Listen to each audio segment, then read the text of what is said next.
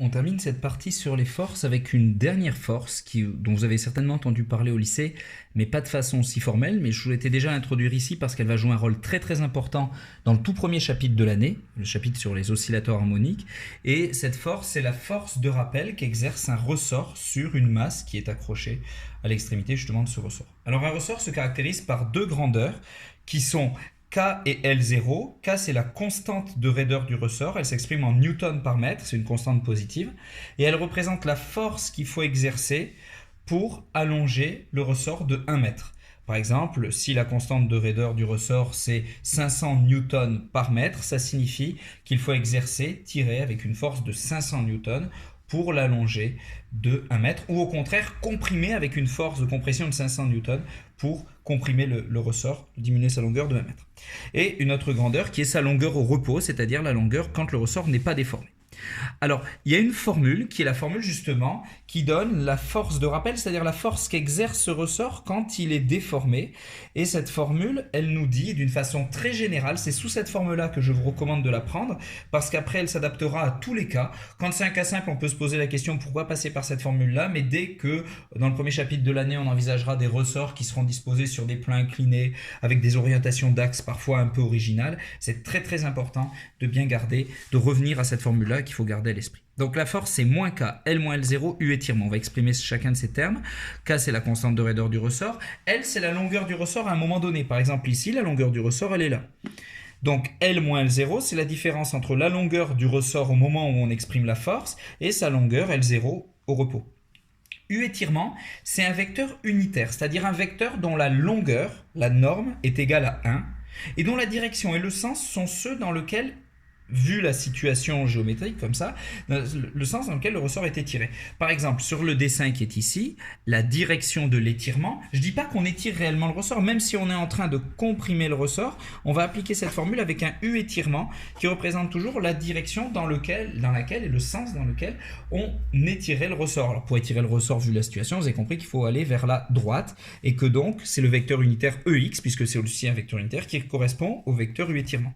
Mais imaginez que le ressort soit accroché de l'autre côté, c'est-à-dire si le ressort était accroché ici à un mur à droite qui avait le ressort et la masse ici, c'est-à-dire qu'au lieu d'être ici, le ressort serait ici, alors on étirerait le ressort en tirant vers la gauche et U étirement, ça serait moins X.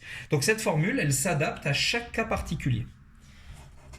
Alors, la première remarque qu'on peut faire, c'est que F est opposé à la déformation du ressort. C'est ce que nous montre cette expression, puisque vous voyez que si le ressort est étiré dans cette formule, c'est-à-dire si on a L moins L0 qui est positif, c'est ça, si le ressort est étiré, ça veut dire que sa longueur elle est plus grande que sa longueur au repos. Eh bien, K qui est positif et L moins L0 étant positif, et puis il y a un moins ici devant, nous montre qu'on a F qui vaut moins un truc positif, U étirement. Autrement dit, F est collinéaire à U étirement, mais de sens opposé, puisque c'est par exemple F égale, je dis n'importe quoi, F égale moins 5 U étirement, un nombre négatif ici, en tout. Donc ça veut dire que F et U étirement sont de sens opposé, donc F est dans le sens opposé à l'étirement. Autrement dit, si le ressort a une longueur plus grande que L0, la force de rappel, c'est une force qui est dirigée dans le sens moins U étirement, c'est-à-dire moins UX. Autrement dit, cette force de rappel, elle a, comme son nom l'indique, tendance à ramener le ressort vers la position d'équilibre, c'est-à-dire là où il n'est pas déformé. A l'inverse, si on commence par comprimer le ressort, je n'ai pas dessiné la situation ici, mais elle consisterait à avoir un ressort sur lequel on a appuyé et que sa longueur L, finalement, elle soit plus petite que L0. Dans ces cas-là, la différence L moins L0 est négative, mais il y a un K devant positif. Bon, ça fait toujours quelque chose de négatif, mais avec un moins devant, ça nous donne une grandeur globalement positive. Donc F sera de même sens que U étirement. Donc dit autrement, quand on comprime le ressort, la force que le ressort exerce sur la masse, c'est une force qui a tendance à le ramener dans sa longueur d'origine, c'est-à-dire à augmenter sa longueur, puisque c'est une force selon, je rappelle, donc une quantité négative, mais un moins ici, donc globalement quelque chose de positif, donc une force dans le sens plus EX. Une force qui, là encore, s'oppose à la compression, puisqu'elle a tendance à augmenter la longueur du ressort. Deuxième remarque, c'est qu'avec le choix d'origine qui a été fait ici, la longueur L moins L0, elle est juste égale à l'abscisse X de la masse. Pourquoi ? Parce qu'on a choisi l'origine de telle façon que le X égale 0 corresponde à la position de la masse quand le ressort est au repos, quand le ressort n'est pas étiré, c'est-à-dire quand sa longueur vaut L0. Donc, Ça, c'est la longueur L0. Et si on les tire d'une quantité supplémentaire, vous voyez que justement, la différence entre la longueur du ressort et L0, c'est exactement égal à x. Alors ça marche dans les deux sens. Ça marche quand le ressort est étiré, mais ça marche aussi quand il est comprimé. Parce que si je comprime le ressort, j'aurai une quantité L moins L0 qui sera négative. Et justement, on aura une masse qui sera de l'autre côté. Donc on sera à gauche du 0. Autrement dit, on aura un x négatif. Il y aura une valeur de x aussi, ce sera aussi une valeur de x, c'est pareil. Tout ça, c'est différentes valeurs de x, mais là, c'est un x positif, tandis que là, c'est un x négatif.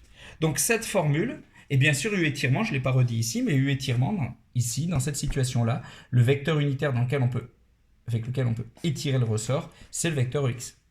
Donc, autrement dit, la force de rappel, elle s'écrit moins kx sur x. Mais ça dépend du choix d'origine. Dans le chapitre 1, qu'on verra cette année, si on place l'origine ici, c'est-à-dire au point où est accroché le ressort, eh bien, ça change.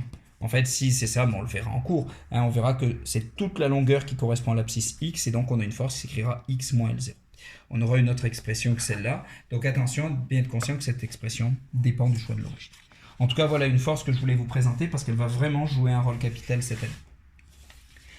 Alors, on va dans le grand 2 donner des exemples d'application de la deuxième loi de Newton avec pour but vraiment de vous montrer comment on projette les forces. L'intérêt de bien savoir projeter les forces sur des exercices très classiques, sur des bases de terminale, mais avec vraiment un soin tout particulier apporté à la projection des forces. Alors je commence quand même par un rappel des trois lois de Newton, ça c'est important de le faire. Donc les trois lois de Newton qui datent du XVIIe siècle, donc la première loi de Newton, c'est le principe de l'inertie. Elle nous dit que dans un référentiel galiléen, le centre d'inertie G d'un corps est en mouvement rectiligne uniforme, ce qu'on appelle le MRU, si et seulement si la somme des forces extérieures qui s'exercent sur lui est nulle, sur ce corps est nulle. Donc, dit autrement, il y a équivalence entre la vitesse du centre d'inertie est constante et la somme des forces est égale à 0. Alors nous, dans tout ce qu'on va faire, sauf le tout dernier chapitre de mécanique, mais ça on le fera au deuxième semestre, mais en tout cas toute la mécanique qu'on fera cette année, ça sera de la mécanique du point, sauf ce chapitre de mécanique du solide, un seul. Mais sinon c'est de la mécanique du point. Et donc en mécanique du point, ça veut dire qu'en fait on a un corps qui a une certaine extension évidemment, mais qu'on ramène juste à son centre d'inertie, on ne s'intéresse pas à l'extension spatiale du corps. Et donc pour cette raison finalement, la vitesse du centre d'inertie G, c'est simplement la vitesse du corps lui-même.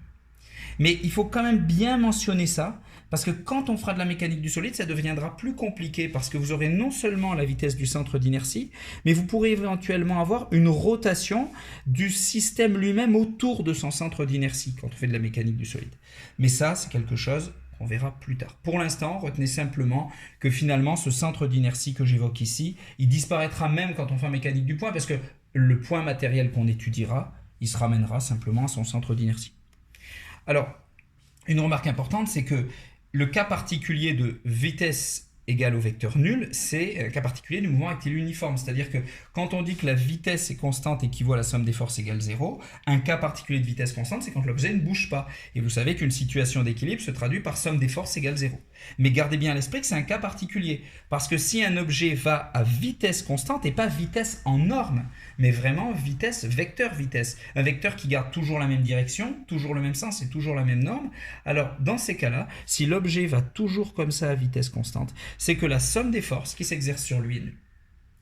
La deuxième loi de Newton, qui est celle qu'on va étudier, évidemment, utiliser, c'est que dans un référentiel galiléen, et c'est très important de le préciser à chaque fois dans votre rédaction, vous le verrez à travers les exercices que je vais vous présenter, l'accélération du centre d'inertie d'un corps est collinaire à la somme des forces extérieures qui s'exercent sur lui, c'est-à-dire que l'accélération, c'est, je ne peux pas dire proportionnel, c'est des vecteurs, c'est collinaire à la somme des forces extérieures, et le facteur de proportionnalité, c'est la masse, masse fois accélération égale somme des forces. Cette relation-là, vous l'avez vu cette année, à partir de la loi de la quantité de mouvement. Vous êtes parti de la loi de la quantité de mouvement, et la loi de la quantité de mouvement, elle vous dit que la dérivée de la quantité de mouvement, c'est la somme des forces extérieures. Si on se passe dans le cadre de mécanique non relativiste, et on fait de la mécanique non relativiste quand la vitesse des objets sont petites devant c, la célérité de la lumière, 3 fois 10 exposant 8 mètres par seconde, et c'est le cadre dans lequel on travaillera systématiquement, on ne fait pas de relativité en classe préparatoire. Donc dans ce cas-là, la quantité de mouvement, elle s'écrit comme m fois la vitesse du centre d'inertie de l'objet. Et si l'objet est ponctuel, c'est la vitesse de l'objet tout court, puisqu'il est ramené à un point. Donc, quand on est en mécanique non relativiste, non seulement P s'écrit mvg, et en plus le m est constant. Ce qui fait qu'on peut le sortir de la dérivée, puisque quand on dérive un terme et qu'il y a un facteur qui est constant, on peut le sortir. Donc ça vous fait masse fois la dérivée de Vg qui est égale à la somme des forces extérieures. Autrement dit, la masse fois l'accélération est égale à la somme des forces extérieures. Donc on déduit de la loi de la quantité de mouvement, cette deuxième loi de Newton. Je dis également un mot de la troisième loi de Newton. C'est ce qu'on appelle le principe des actions réciproques ou la loi de l'action et de la réaction. Et elle nous dit que si un corps A exerce sur un corps B une force, qui est la force donc, que A exerce sur B, alors le corps B il exerce sur le corps A la force exactement opposée. Là, j'ai pris l'exemple d'une force attractive. Alors, ça pourrait être une force attractive entre deux charges de signe contraire, ou alors ça pourrait être une force d'attraction gravitationnelle. En tout cas, ici, c'est une force attractive. Donc ici, ça, c'est la force que B exerce sur A. Donc elle a tendance à la tirer, mais elle s'applique en A. Et puis au contraire, ça, c'est la force que A exerce sur B. Et donc, vous voyez que ces deux forces ont la même norme. On représente par des vecteurs de même longueur. Elles ont la même droite de support, mais elles ont des sens qui sont opposés. On va donner quelques exemples d'application de la deuxième loi de Newton en mettant l'accent sur l'importance de projeter les vecteurs. Et je commence par un objet en mouvement sur un plan incliné en l'absence de frottement. Donc j'ai un objet de masse m, supposé ponctuel, qui glisse le long d'un plan incliné. Ce plan incliné, il fait un angle alpha avec l'horizontale. À l'instant t égale 0, l'objet est lâché sans vitesse initiale d'un certain point. Il est lâché sans vitesse initiale d'un point d'abscisse x égale 0. Il est ici, x égale 0. Donc on lance depuis ici. Et l'objet, on va le laisser descendre comme ceci. Et on va appeler d la distance qui sépare l'origine du point I qui est le bas du plan incliné. Donc on va avoir une distance qui est celle-ci entre O et I. C'est la distance justement qui nous intéresse. Alors le but, c'est de déterminer d'abord, on a plusieurs buts, on a deux buts. Le premier est de déterminer l'équation horaire du mouvement de l'objet. Donc être capable de donner la position x de t qui représente l'abscisse du point, puisque ce point il va rester sur l'axe des x comme ça. Donc au cours du temps, comment va varier sa position x, sachant qu'on a mis l'origine ici et qu'on a mis le vecteur unitaire qui détermine l'axe des x, comme on l'indique ici. Et puis on voudrait ensuite avoir la vitesse, à la question B, déterminer la vitesse de l'objet lorsqu'il atteint le point I. Alors pour résoudre ce problème, on applique à l'objet la deuxième loi de Newton dans le référentiel terrestre supposé Galilée. Notez la rédaction qui sera toujours la même, faites bien attention dans chacune de vos copies. C'est-à-dire qu'il ne faut pas non plus perdre trop de temps à définir le système, à faire le bilan des forces, etc. Mais dans cette phrase, vous avez tout. Parce que dans cette phrase, on vous dit qu'on applique à l'objet, donc c'est votre système, quoi la deuxième loi de Newton, et vous précisez les conditions d'application. Ici, vous dites bien que vous êtes dans un référentiel galiléen, parce que si on ne suppose pas le référentiel galiléen, on ne peut pas appliquer la deuxième loi de Newton telle qu'elle, il faut la compléter par d'autres termes, mais ça sera l'objet du cours de deuxième année de classe prépa. Donc, ensuite le bilan des forces, mais il apparaît ici, la somme des forces extérieures, vous la faites apparaître quand vous écrivez votre deuxième loi de Newton, puisque vous faites apparaître P, et vous n'oubliez pas la réaction normale. Et maintenant, il va falloir projeter cette relation dans la base EX, EY.